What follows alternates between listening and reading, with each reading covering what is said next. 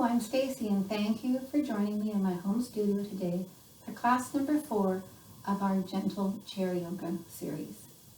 This is balance. We've already done a warm-up, a modified sun salutation, and some strengthening through our warriors. But balance is such an important part of our daily lives, whether it's getting in and out of bed, in and out of the shower, in and out of our cars, whether we're gardening. And it's something that we should focus and pay a lot of attention to. Today we'll be ending up in tree pose, but we'll start with a couple poses to get us there. Mountain pose. Now notice I'm facing sideways to my chair with at least, and I invite you to have at least 4 legs on a non-slip surface. Minimum 2, but I recommend 4 because anytime if we are potentially trying to curb a fall or protect ourselves from some instability, we want that chair to be not able to move. We could also be using a wall. If the chair is on a non-slip surface, then we've got some protection. If it isn't, there's a possibility of the chair tumbling, and then we tumble with it. We'll also always be lifting or moving the leg into a balanced position towards the stability.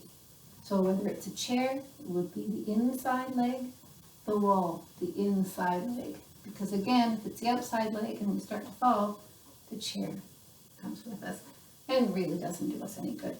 But you will see pictures of that. I encourage you to always stay on the safe side. So still in our mountain pose, nice and tall, shoulders back, shoulders over hips, hips over knees, knees over our ankles, and our heels and balls of feet really strongly rooted into the earth. We can lift our toes, give them a wiggle, rolling our shoulders. And so whether we're standing, facing our chair, with the wall, or sideways, we always know we have support. Let's start to move. On our next exhale, we're going to draw the knees so it's level with our hips. I'm going to turn slightly sideways so you can see that.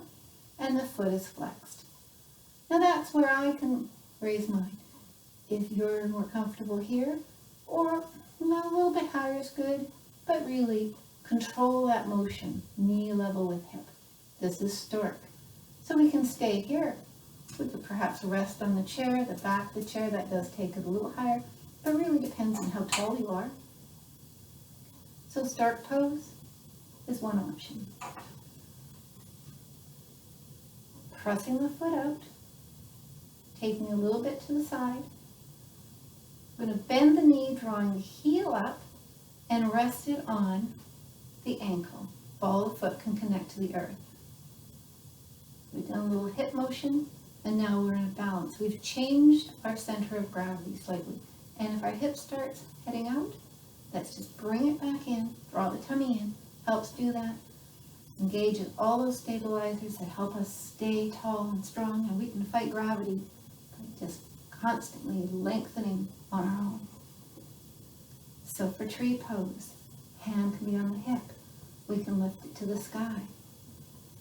If we're comfortable, we can come into heart center, knowing the chair or wall is there. Once you've got your balance and you've decided this is great, you want to try some more, then slide the heel up so it rests underneath the knee on the shin. You might find that it engages more of the glutes, feeling more of a stretch, and the hip could end up going. Draw it back in, lengthening. Coming in out of the pose anytime you want, whenever you want, shaking it out. And options again, hands up, or hips, or heart center. Coming out of the pose, let's take the knee back into stork, press it out, lift the toes a little higher, and then draw it back to mountain, and shake it out. I'm just going to take my chair around the other side now. I'm on carpet, so it is a non-slip surface. If you need to reset or go to the other end of your mat to make sure, I encourage you to do that. So again, we can be facing the chair or having the wall for support. Coming back into mountain pose, either with hand on or both hands down. Shoulders, hips, hips, knees, knees on, or our ankles, heels pressed into the earth. Big breath. Fight gravity, get taller, stay taller. Then, working towards trees, release the other hand, shifting weight to the outside leg. We'll come into stork. Again, I'll go sideways so you can see. We can rest anywhere we want. We can stay here. Press the heel out. Draw it to the side. And then bend the knee, resting the heel on your ankle, and ball the foot to the earth. Hip starts coming out. Let's draw it in, lengthen the spine. We don't have to have the knee way out to the side. Just a little bit of hip movement, but it really is about the balance, not how far we can move. Hands to hips, sweep hands to the sky, over the shoulders, be in heart center. Whatever feels right, and doesn't have to be the same on both sides. Once we're comfortable here, and if you'd like to add on, slide the heel up. Notice a little bit more work in the hips. You might want to draw that knee back just to try it, or leave it where it is. So if you soften the side, it can be moving a little bit here. Standing tall, hips up, or heart center. Chair is there for balance and support. Let's come back to stork.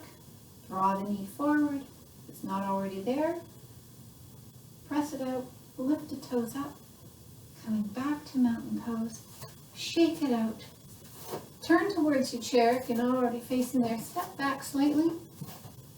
And we're just going to hinge down, giving our shoulders a stretch, the backs of the legs, one final stretch.